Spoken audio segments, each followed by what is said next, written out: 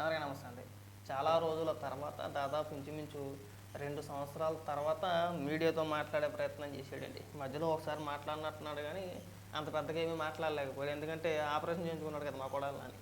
అయితే నిన్న కాస్త ఓపిక తెచ్చుకొని మెల్లిగా జగన్మోహన్ రెడ్డి గారు చెప్పినట్టున్నారు, నువ్వు మళ్ళీ మొదలెట్టి ఏం కాదు నీ వెనకాల మేము ఉంటావు చూసుకుంటామని చెప్పేసి నిన్న వచ్చి కోతి కోతి చేష్టలు చేస్తున్నాడండి. చంద్రబాబు నాయుడు గారిని ఇమిటేట్ చేస్తున్నాడు. ఒకసారి ఏమని మాట్లాడుతున్నాడో వినిపిస్తా చూడండి. సూపర్ సిక్స్ అన్నాడు కానీ సూపర్ సిక్స్గా ఉన్నటువంటి పార్టీలకి వాళ్ళకి తెలిసింది, ముఖ్యంగా చంద్రబాబు నాయుడికి లోకేష్కి. ఒకటి, మోడీ గారు ఎక్కడన్నా కనపడితే ఇట్లా వంగిపోవటం, పవన్ కళ్యాణ్ కనపడితే ఇట్లా కూర్చోవటం.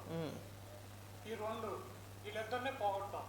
ఇక మైక్ దొరికితే జగన్మోహన్ రెడ్డి గారి గురించి తల్లి చెల్లి గొడ్డలి గడి గుడ్డు అని చెప్పి ఈ కబుర్లు చెప్పడం. మేం చెప్పడం కాదు, తల్లి చెల్లి గొడ్డలు అని చెప్పేసి మేం చెప్పడం కాదు, జగన్మోహన్ రెడ్డి గారు సొంత చెల్లి చెప్పింది. మేము చెప్తున్నామా? గొడ్డల బిరుదు మీకు ఎందుకు వచ్చిందండి? అసలు ఎవరు మొదలు పెట్టారు?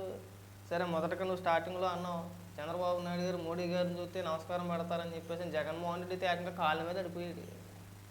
గత 5 ఏళ్ళు మీ పరిపాలనలో జగన్మోహన్ రెడ్డి ముఖ్యమంత్రిగా ఉండగా కనీసం మోడీ గారిని ఒక్క మాటను అనగలే సాహసం చేశారయ్యా. మీకు పొత్తు లేదు కదా, మీరు పొత్తులో లేరు కదా. మోడీ గారితో కాళ్ళ మీద పడిపోయి వెళ్ళిపోలేమని చెప్పేసి అని ఆ వీడియోలు ఎప్పటికీ కూడా వైరల్ అవుతున్నాయి. ఈ అపాబాయకోలు చెప్ప మాకు బాగా గుర్తుపెట్టుకుంటే బాగుంటుంది. మాట్లాడు. ఈ 2 సంవత్సరాల్లో నువ్వేం చేసావు నా బాబు అని అడిగితే తల్లి చెల్లి గొడ్డలి, లేకపోతే సైకో, లేకపోతే వాళ్ళు కనబడితే లేకపోతే ఇట్ట.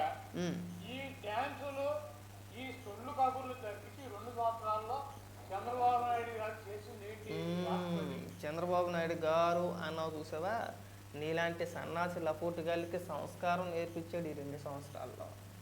అర్థమైందా నీకు? తేడా వ్యత్యాసం అర్థమైందా? ఒకసారి చూసుకో. మీరు అధికారంలో ఉన్నప్పుడు మీరు ముఖ్యంగా నువ్వు కావచ్చు, రోజా కావచ్చు, లేదంటే కొంతమంది పొరంబొగ్గలు కావచ్చు, మీరు మాట్లాడే భాష ఏ విధంగా ఉండేది, ఇప్పుడు మీరు ఎలా మాట్లాడుతున్నారు? వచ్చిందా సంస్కారం? వచ్చిందా? ఇంకా నీలాంటి వాళ్ళు చాలామంది ఉన్నారా? నీలాంటి వ్యక్తులకి సంస్కారం వచ్చిందన్నమాట. మాకు కావాల్సింది అదే. గతంలో నువ్వు మాట్లాడిన మాటలకి ఇప్పుడు మాట్లాడిన మాటలకి ఏమైనా సంబంధం ఉందరా? అసలు నువ్వు గట్టిగా లెక్కెత్తే నువ్వు చంద్రబాబు నాయుడు గారి ఇంటి ముందు బూట్లు తుడుచుకుంటూ ఉండాలి. ఈ పార్టీకి ఏం చెప్పు, మన ఎన్నికల ముందు 24 ఎన్నికల ముందు నువ్వు మాట్లాడిన మాటలేంటి? కుప్పంలో చంద్రబాబు నాయుడు గారు కూడా అన్నా తప్ప, నువ్వు గెలిస్తే నేను రాజకీయ సన్యాసం తీసుకుంటాను, రాజకీయ సన్యాసం తీసుకొని చంద్రబాబు నాయుడు గారి ఇంటి ముందు బూట్లు తుడుచుకుంటా కూర్చుంటాను, చంద్రబాబు నాయుడు గారు బూట్లు తుడుతానని చెప్పేసి మాట్లాడి నువ్వు ఇవాళ జగన్మోహన్ రెడ్డిని ఎందుకు కలిసేవని వెళ్ళి కనీసం మాట మీద నిలబడాలని ఇది ఉండాలి కదా నీకు. నువ్వు ఓడిపోయావు. ఇంకా నువ్వు గెలిచినా ఓడిపోయినా కూడా నువ్వు సవాల్ చేయలే. చంద్రబాబు నాయుడు గారు కుప్పంలో గెలిస్తే నేను చంద్రబాబు నాయుడు గారి ఇంటి దగ్గర కాపలా కుక్కలా ఉంటానండి, బూట్లు తుడుతానండి, బూట్లు నాకుతానని చెప్పేసి అని మాట్లాడి నువ్వు ఇవాళ ఇక్కడికి వచ్చి పెద్ద పెద్ద ఉపన్యాసాలు ఇచ్చి ఏకంగా ఇమిటేట్ చేసేస్తున్నాడు. నీ బొత్తికి అది ఒకటే వచ్చింది. నీ బొత్తికి అంతకు మించి వచ్చింది ఏమీ లేదు. ఇలాంటి పొరంబొగ్గాలను తీసుకెళ్ళి మంత్రిని చేసాడు జగన్మోహన్ రెడ్డి. మీరు మంత్రులుగా ఉండి మీరు వాడిన భాష ఏంటరా అంటే నీ అమ్మ మొగుడు, ఆడమ్మ మొగుడు, ఆడేదవా ఈడేదవా. చూసావా, ఓడిపోయిన తర్వాత నీకు ఎంత సంస్కారం వచ్చేసిందో, చంద్రబాబు నాయుడు గారు అని సంబోధిస్తున్నావు. ఇదే కదా మాకు కావాల్సింది, అదే కదా కావాల్సింది. అసెంబ్లీ చూడు, అసెంబ్లీ సమావేశాలు జరుగుతున్నాయి. నీలాంటి పొరంబొగ్గలు ఎవరో కూడా అసెంబ్లీలో లేరు, నీలాగా ఎవరో కూడా మాట్లాడట్లేదు. ఒక పద్ధతి వచ్చింది, పద్ధతిగా మాట్లాడుతున్నారు, చాలా హుందాగా సభను నడిపిస్తున్నారు. రాష్ట్ర ప్రజలందరూ కూడా కుటుంబ సమేతంగా మా అసెంబ్లీ సమావేశాలు చూస్తున్నారు. నీ హయాంలో ఎవడన్నా చూడగలిగాడు ఏంటి? ఎవడన్నా మైకి తీసుకుంటే ఏ బూతులు మాట్లాడతాడేమో అని చెప్పేసి భయపడిపోయేవాడు. అవునా కదా? ఈ 2 ఏళ్లలో ఏం చేశారని క్వశ్చన్ చేసే మీరు గత 5 ఏళ్లలో మీరు ఏం చేశారనేది ఎందుకు చెప్పలేకపోతున్నారు కొడాలని? నీ నియోజకవర్గాన్ని నువ్వు ఏం చేసావు 5 సంవత్సరాల్లో? మళ్ళీ 4 సార్లు గెలిచాను, 3 సార్లు గెలిచాను, ఈ పనికి మాల్కోవద్దు. మీరు 5 ఏళ్లలో రాష్ట్రానికి మీరు ఏం చేశారు? పోలవరం నిర్మించారా? లేదు. 2021 డిసెంబర్ వి విల్ కమిట్ అన్నాడు, అది అన్నాడు, ఇది అన్నాడు, జల్లెడి పెట్టి ఎతుకు అన్నాడు. ఎవరో అనిల్ కుమార్ యాదవ్. ఎతుకు, జల్లెడి పెట్టి ఎతకండి. జగన్మోహన్ రెడ్డి లాంటి వ్యక్తి ఇంకెక్కడ దొరకడని చెప్పేసి అసెంబ్లీలో పెద్ద పెద్ద కేకలేసి ఆల్మోస్ట్ గొర్రెల సినిమాలోని కింగ్ కాంగ్ సినిమాలో గొర్రెలా ఉంటుంది కదా, ఆల్మోస్ట్ ఆ మాదిరి రెడ్షిపోడు. ఏమైంది? అమరావతి అన్నారు, భ్రమరావతి అన్నారు, అవినీతి అన్నారు, పుస్తకాలు అన్నారు. ఏమైంది? ఏం తేల్చారు మీరు? 3 రాజధానులు అన్నారు, ఎందుకు కట్టలేకపోయారు?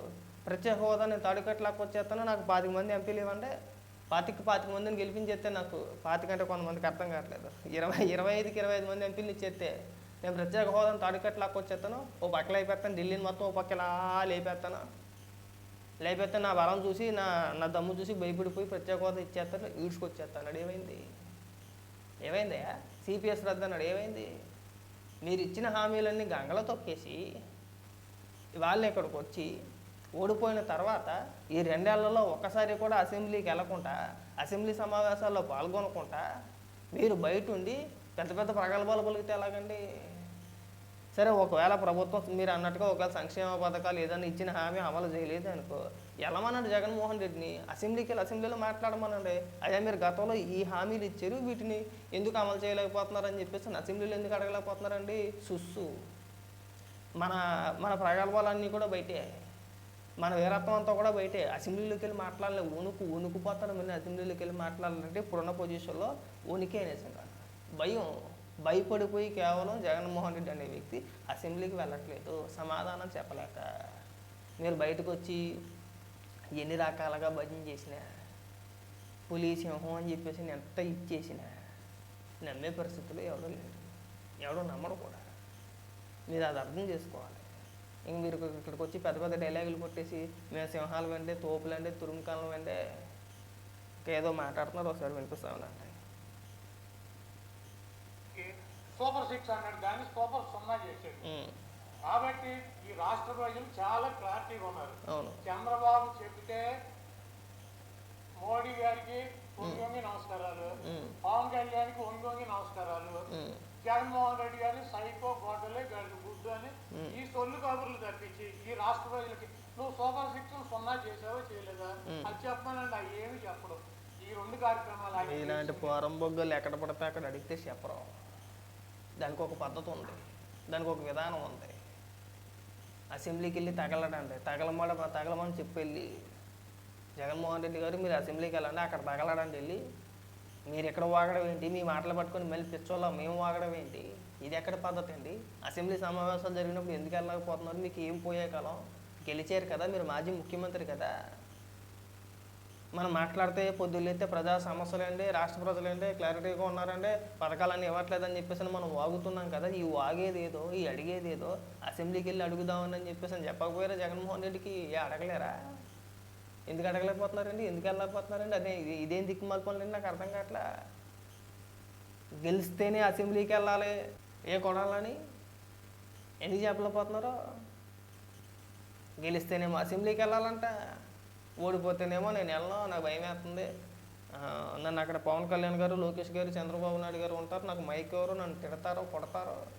ఇది ఎక్కడ ఏడిపోయింది?